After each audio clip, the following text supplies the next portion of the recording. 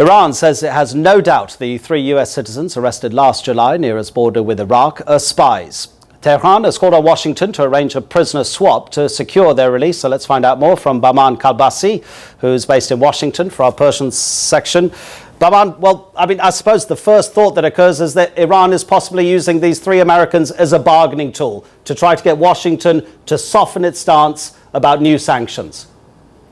Or to actually provide some information and talk about the possibility of releasing 11 or 8, it's disputed, number of Iranians who are in jail in America. So the swap is actually for people who think are of a high value and are in United States prison. The minister has said that despite his certainty that these 3 Americans are spies, he is looking to the American government for humanitarian gestures similar displayed by the Iranian government this last week, allowing the mothers to go back and visit their children the last 72 hours.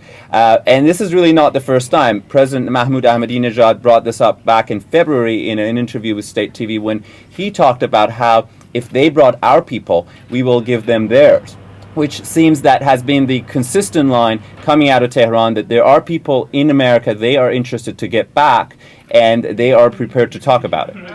So if we take Iran's offer at face value, what do you think the likelihood is of a prisoner exchange? Is there any history to suggest it may happen?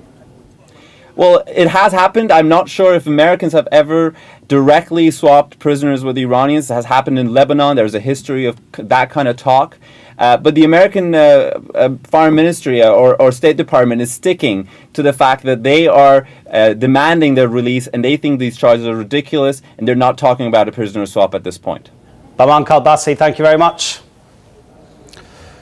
The Duchess of York is said to be devastated and regretful after being filmed offering to sell access to her ex-husband, Prince Andrew, for more than $700,000. She was caught in an undercover sting by the News of the World newspaper.